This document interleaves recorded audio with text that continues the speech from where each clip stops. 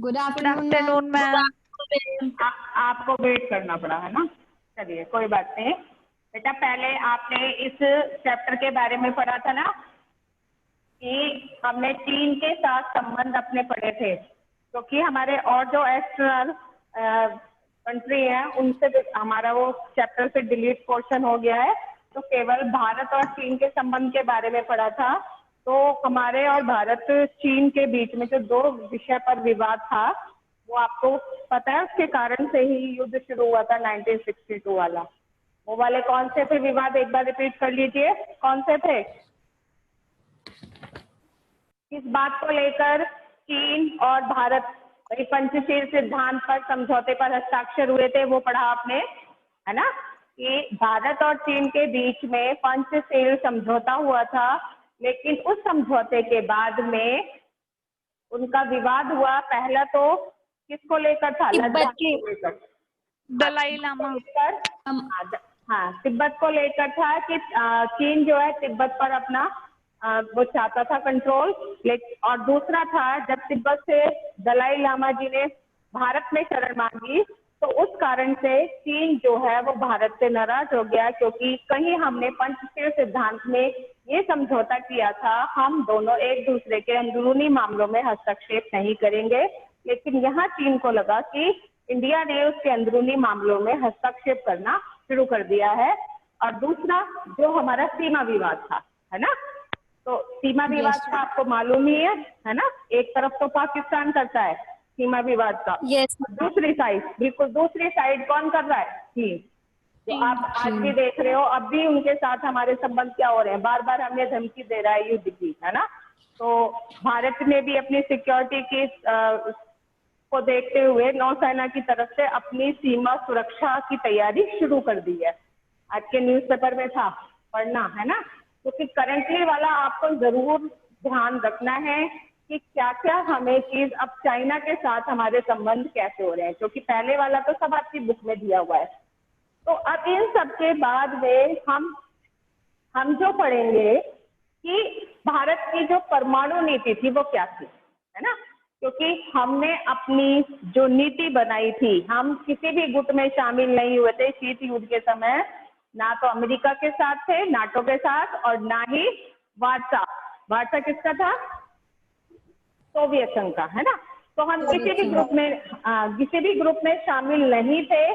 तो हमने कौन सी नीति को अपनाया था? गुट निरपेक्षता की नीति। क्योंकि भारत जो है वो शुरू से ही, अब हमारा इसमें मेन जो टॉपिक रह रहा है परमाणु कार्यक्रम भारत के, या परमाणु उसको लेकर क्या नीति भारत ने बनाई। तो भारत शुरू से ही जो है एक अहिंसावादी व शांत प्रिय देश रहा है। आपने पहले भी देखा है गांधी जी ने जितने भी आंदोलन चलाए वो अहिंसा के रास्ते ही। दूसरा, भारत हमेशा से निशस्त्रीकरण का समर्थन करता रहा, यानी कि शस्त्रों का प्रयोग ना किया जाए उसका समर्थन करता रहा। उसके लिए उन्होंने 6 दिवसीय दिल्ली में बैठक भी आयोजित की गई। 6 दिवसीय बैठक का आयोजन दिल्ली में किया गया, किसके? उसमें निशस्त्रीकरण के समर्थन को लेकर भारत ने दिल्ली में 6 दिवसीय बैठक का भी आयोजन किया गया, जिसमें इस मुद्दे को लेकर सॉरी बेटा बैठक आयोजित हुई। कितने दिन तक? 6 दिन तक। 6 दिन तक। हाँ, 6 दिन तक इस पर डिस्कशन चलता रहा, क्योंकि कहीं ना कहीं, क्योंकि भारत का या अन्य देशों को, कुछ देशों का ये मानना था कि यदि हम परमाणु बमों का सहारा लें तो केवल उस हद पर लेना है जहां मानव का कल्याण निहित हो, उसके अलावा हमें परमाणु का प्रयोग नहीं करना। दूसरा, यूएनओ के चार्टर में और महासभा ने दोनों ने ही, सुरक्षा परिषद ने दोनों के ऊपर जिम्मेदारी डाल दी थी। किसके ऊपर? यूएनओ के चार्टर में महासभा और सुरक्षा परिषद दोनों के ऊपर ये जिम्मेदारी डाल दी थी कि इन दोनों को ही निशस्त्रीकरण के द्वारा देश में विश्व शांति को बनाए रखना है।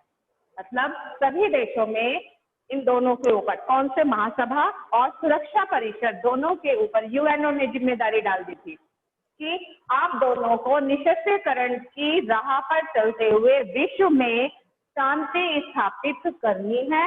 तो उसके लिए यूएनओ ने इन दोनों को जिम्मेदारी दी, तो उन्होंने फिर उस जिम्मेदारी को समझते हुए जगह जगह बैठक का आयोजन किया ताकि ये लोगों को बताया जाए कि परमाणु परीक्षण से किसी का भी भला नहीं होता। यदि कहीं पर भी ऐसा परीक्षण किया जाता है तो इसमें विश्व इफेक्ट होता है। नेक्स्ट जो है, इसलिए जो आप देखते हैं कि एनटीपी हम जो पढ़ते हैं एनपीटी और सीटीबीटी, तो ये परमाणु प्रसार संधि ही थी जिसमें परमाणुओं के प्रसार को रोकने के लिए संधि की गई थी, जिसपे भारत ने हस्ताक्षर करने से मना कर दिया था।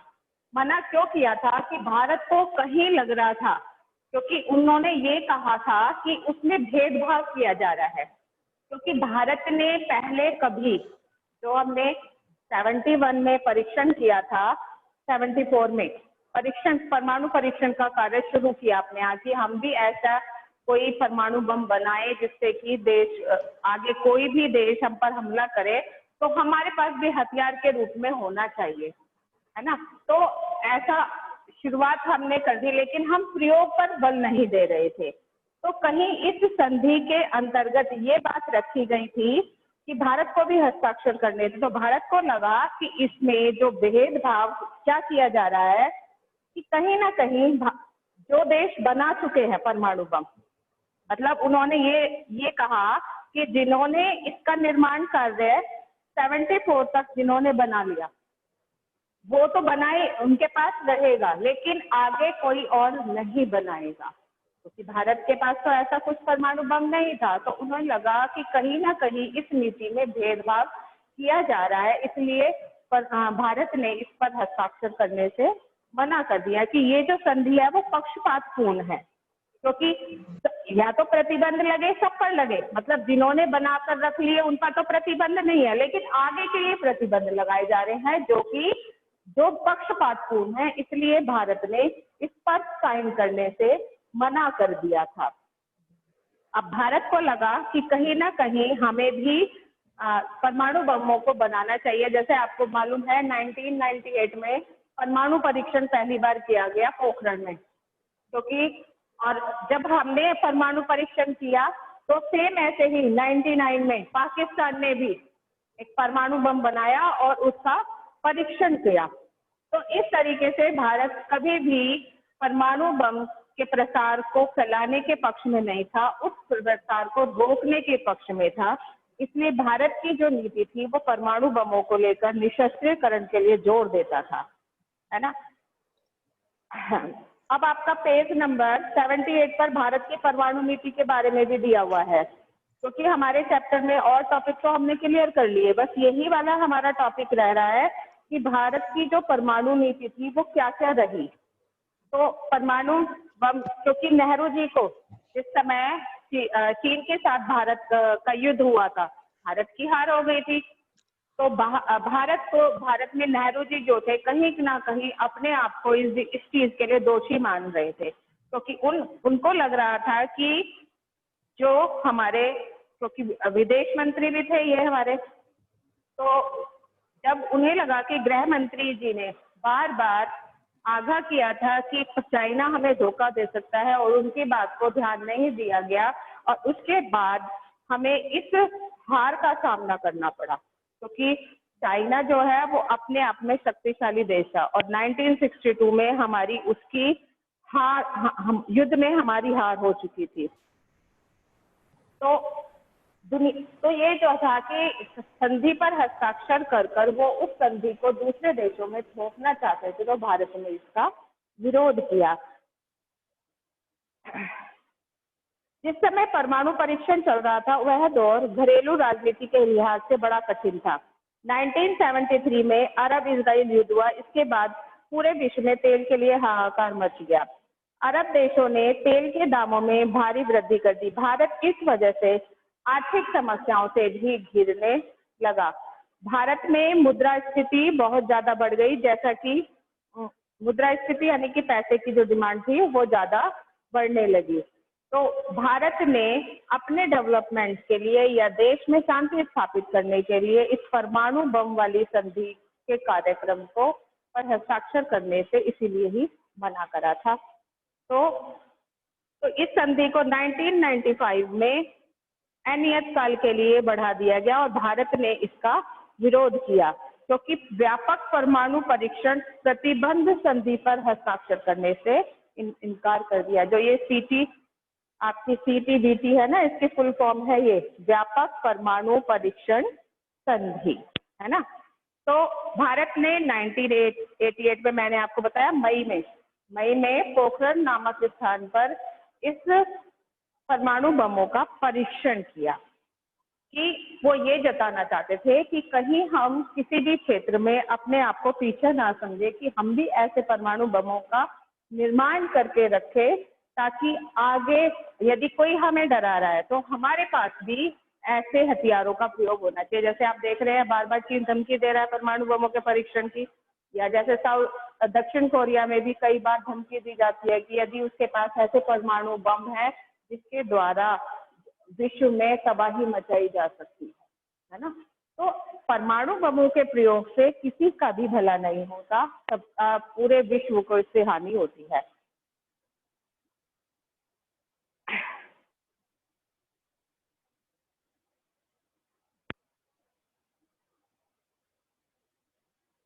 फिर इस बात पर संधि हुई क्योंकि भारत ने तो बाद में ही बनाई ना, उससे पहले तो बहुत लोगों ने बनाई, चाइना ने उससे पहले भी बना ली थी। तो भारत इस शर्त पर तैयार हुआ कि सैद्धांतिक तौर पर तैयार हुआ कि भारत अपनी रक्षा के लिए, कि व्यक्ति केवल अपनी रक्षा के लिए परमाणु बमों को बनाकर रखेगा और इन हथियारों के प्रयोग पर बल नहीं देगा। जैसे आप जानते हैं कि जो गुटनिरपेक्षता की नीति थी उसमें भी तो यही था कि भारत ने गुटनिरपेक्षता की, जब शीत युद्ध चला तो दोनों ही जो गुट थे वो हथियारों की होड़ में ही लगे हुए थे, हथियार बनाने पर, हथियारों का जखीरा इकट्ठा करने पर, लेकिन दोनों एक दूसरे पर पहले अटैक कोई भी नहीं करना चाह रहा था। कहीं ना कहीं उन्हें भी अंदेशा था कि यदि हमने परमाणु बमों का प्रयोग करा तो इससे हानि हो सकती है, लेकिन निर्माण कार्य में वो दोनों ही गुट लगे रहे और भारत का ये फैसला था कि हमें किसी भी गुट में शामिल नहीं होना और ज्यादा से ज्यादा जो ये देश है जो बनाने में लगे हुए हैं परमाणु बम या सैनिक हथियार, तो उनके प्रसार को रोकना है, तो इसको इस्तेमाल नहीं करना है, उन पर दबाव बनाना है कि ये इस काम को छोड़कर सही रास्ता अपनाएं और विश्व शांति की पहल पर काम करें। तो यही यूएनओ ने जिम्मेदारी दी थी, इसको दी थी महासभा को और सुरक्षा परिषद को कि वो निशस्त्रीकरण के द्वारा, कि हर कोई देश शस्त्रों का सहारा ना ले और बिना शस्त्र के ही देश में वार्तालाप, क्योंकि हर बात का कोई भी सही सॉल्यूशन जो होता है वो बातों के जरिए ही होता है। तो उसी के लिए जगह जगह पर प्रेस कॉन्फ्रेंस की जा रही थी कि ताकि परमाणुओं के प्रसार को रोका जाए, और यही आपकी भारत की परमाणु नीति रही है। तो इस चैप्टर में आपने देखा कि और देशों के साथ तो संबंध हमारे नहीं थे, केवल एक भारत और चीन के साथ संबंध दिखाए गए हैं, और भारत की जो शुरू से ही नीति रही है वो गुटनिरपेक्षता की नीति थी, क्योंकि भारत ने अपनी नीति को बनाया वो 3 उद्देश्यों को लेकर चली थी। नेहरू जी जो हमारे प्रथम प्रधानमंत्री थे, उन्होंने 3 उद्देश्यों को लेकर ही अपनी इस विदेश नीति को बनाया था। पहली थी कि कठिन संघर्ष से प्राप्त संप्रभुता को बचाए रखना, जो समझ में आ रहा है बेटा, ध्यान आ रहा है?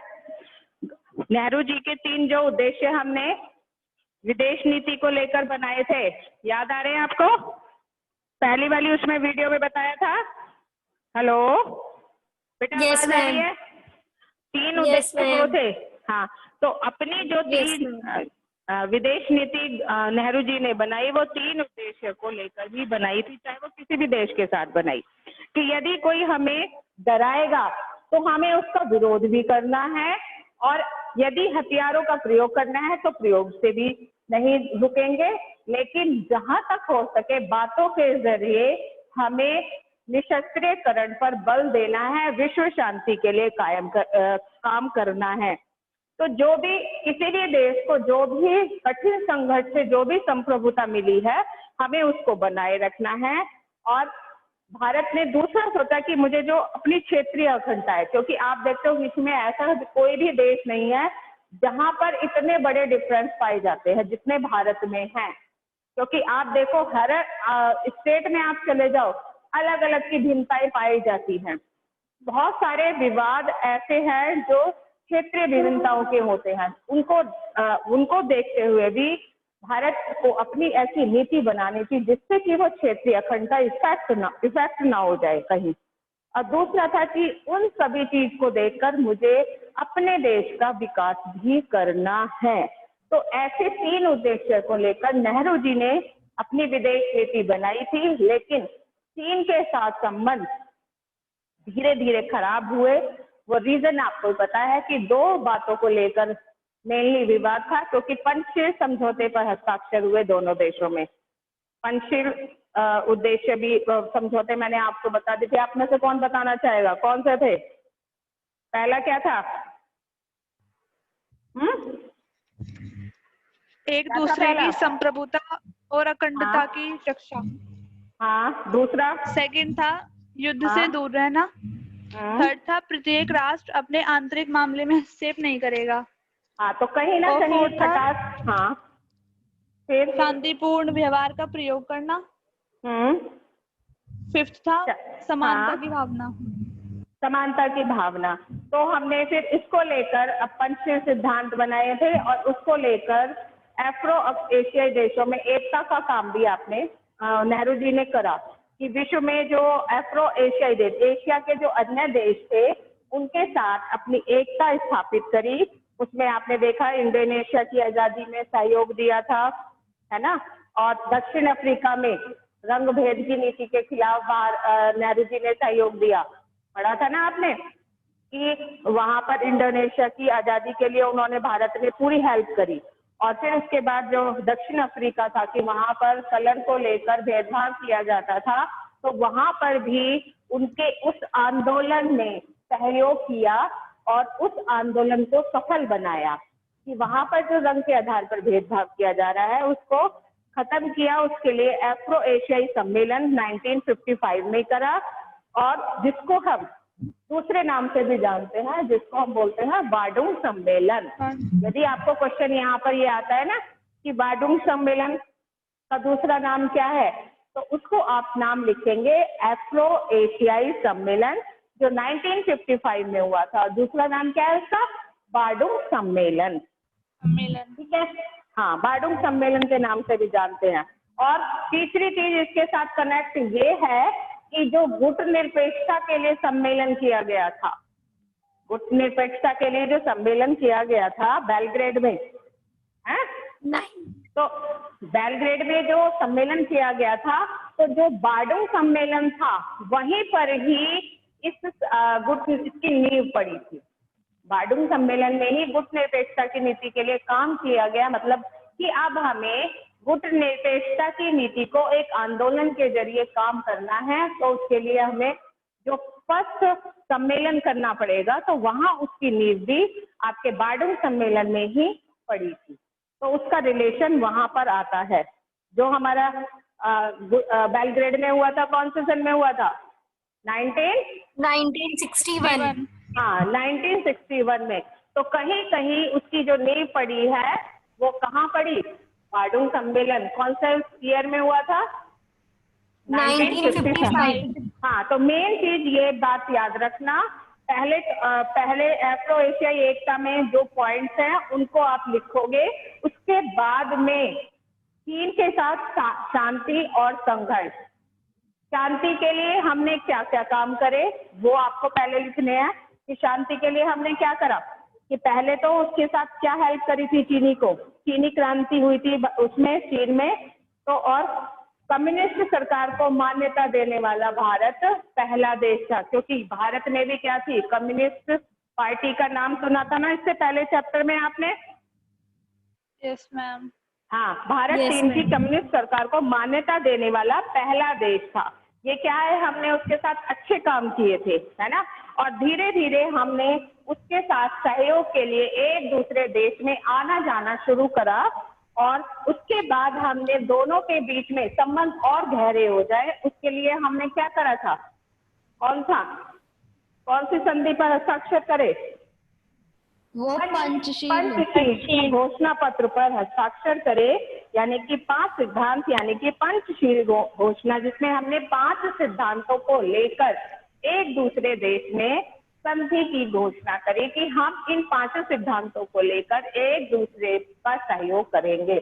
लेकिन जहां उसे लगा कि सहयोग टूट रहा है, क्योंकि चीन पर शक था, उनको, आपके जो गृह मंत्री थे उस समय के वल्लभ भाई पटेल जी को शक था कि चीन कहीं ना कहीं धोखा देगा, लेकिन नेहरू जी ने इस बात को स्वीकार नहीं किया और धीरे धीरे संबंधों में खटास आने लगी।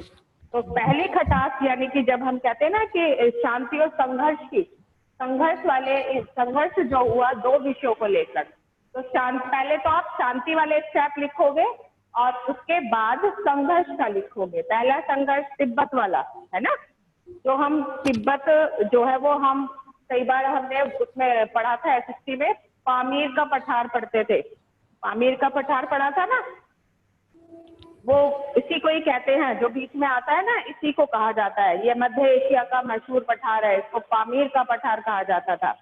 तो भारत और चीन के बीच विवाद का मसला तिब्बत था। दूसरा जो हो गया वो हो गया दलाई लामा के आने से, है ना। और हाँ, दलाई लामा जो भारत में आकर शरणार्थी के रूप में रहने लगे, और धीरे धीरे, क्योंकि भारत ने शुरू में तो इंटरफेयर नहीं करा था तिब्बत में, लेकिन जब चीन जो है वहां अपनी सभ्यता को फैलाने लगा, मतलब चीनी सभ्यता को उसने तिब्बत में लाना शुरू कर दिया और अपने नागरिकों को वहां पर निवास बनाने के लिए कह दिया कि आप यहीं रहो परमानेंट।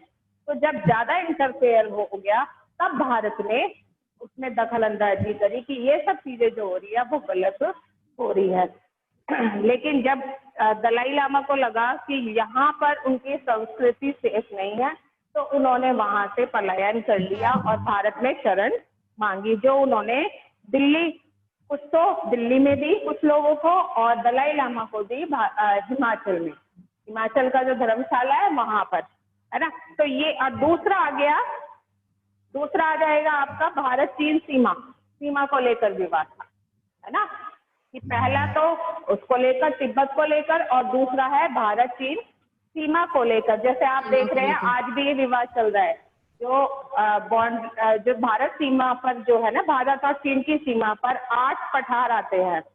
तो जो चाइना है ना, वो अपना कंट्रोल शुरू के 4 में तो भारत का है और 5 से लेकर 8 तक चाइना का है, लेकिन चाइना जो है भारत का जो चौथा है उस पर भी अपना कंट्रोल कहता है कि ये भी मेरे एरिया में आता है। जो विवाद हो रहा है कि धीरे धीरे वो उसको उस चीज से सेटिस्फाइड नहीं है, वो चौथी जो शुरू के 4 जो भारत की उसमें आते हैं, क्योंकि उसने सड़क का निर्माण कर लिया था और भारत ने भी कर लिया, तो अब उसको खतरा लगने लगा। तो भारत का जो चौथा पठार आता है उस पर भी वो अपना कंट्रोल जता रहा है, जो विवाद बार बार खड़ा हो रहा है। तो भारत को सुरक्षा की दृष्टि से जहां से लगता है कि चाइना अटैक कर सकता है, वहां भारत ने अपनी सुरक्षा को मजबूत करना शुरू कर दिया है ना। बॉर्डर लाइन उधर पर भी हो रहे हैं और जल सेना की तरफ से भी सिक्योरिटी को टाइट किया जा रहा है, बिल्कुल।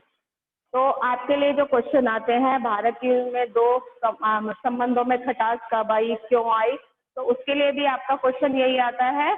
और दूसरा आता है ना कि भारत और चीन के संबंध कितने सालों तक बिगड़े रहे और उसके बाद संबंधों में सुधार कब आना शुरू करा। अगर क्वेश्चन ये आता है तो संबंध तो आप बताओगे 62 में खराब हो गए थे, क्योंकि भारत और चीन के बीच युद्ध हुआ था, है ना। तो युद्ध हुआ तो संबंध खराब हो गए। उसके बाद 10 सालों का आपने गैप पड़ा कि 10 साल तक दोनों के बीच जो संबंध है वो खराब रहे। उसके बाद 1976 में दोनों देशों के बीच में राजनयिक संबंध फिर से बहाल हुए और पहली बार अटल बिहारी वाजपेयी क्या थे उस समय, विदेश मंत्री थे। तो प्रधानमंत्री कौन थे विदेश आपके मंत्री। लिए? हाँ हाँ, तो आपके लिए क्वेश्चन लिख लो ये वाला, यहीं पर बुक में लिख लो कि जिस समय अटल बिहारी वाजपेयी जी विदेश मंत्री थे 1976 में, तो उस समय भारत के प्रधानमंत्री कौन थे? जरा सर्च करना इसे, ठीक है। तो विदेश मंत्री तो अटल बिहारी वाजपेयी रहे, तो प्रधानमंत्री कौन था उस समय? क्वेश्चन समझ में आ रहा है बेटा? क्वेश्चन समझ में आ रहा है? ये क्वेश्चन आप लिख लेना 1 वर्ड में। Hello yes ma'am. हेलो, हाँ बेटा क्वेश्चन Yes, लिख लेना। ma'am. हाँ, दूसरा है जब 1979 में चीन के दौरे पे गए, तो नेहरू जी के बाद राजीव गांधी बतौर प्रधानमंत्री चीन के दौरे पर गए। इसके बाद चीन के साथ भारत के संबंधों में ज्यादा जोर व्यापारिक मसलों पे रहा।